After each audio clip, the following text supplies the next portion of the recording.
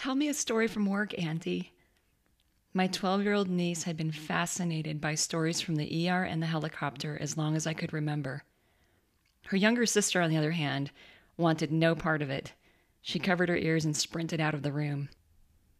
It wasn't because she didn't care, but because she could not bear the thought of people being sick or hurt.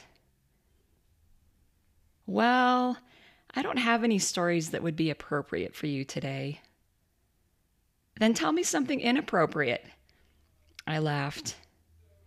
For the most part, I'd kept the stories age appropriate, but I also wanted to let her know about life, reality.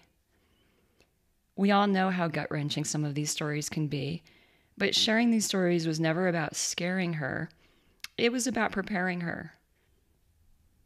Somewhere in the midst of these stories, I hoped that she'd learn something about how to be safe as she grows up, and how to cope when the chips are down. Plus, she was honestly curious about how and why things happen to people. She has always been brave enough to ask, and brave enough to listen, and hopefully wise enough to learn from the experiences of others. One day, her line of questioning changed. Have you ever been in a car accident, Auntie? I have. Nothing serious, though. Have you ever been in a helicopter accident? Yes. She was silent, serious. I knew that someday more questions would come, but not today. She wasn't ready to know, which was fine.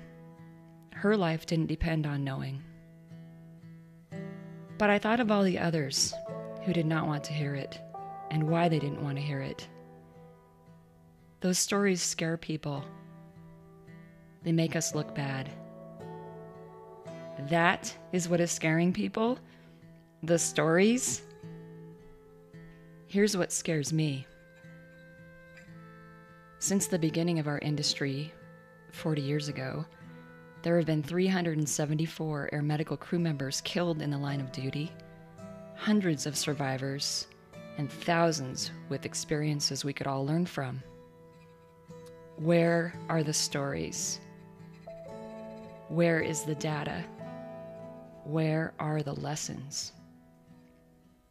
The accidents keep happening, and we wonder why. Tell me a story.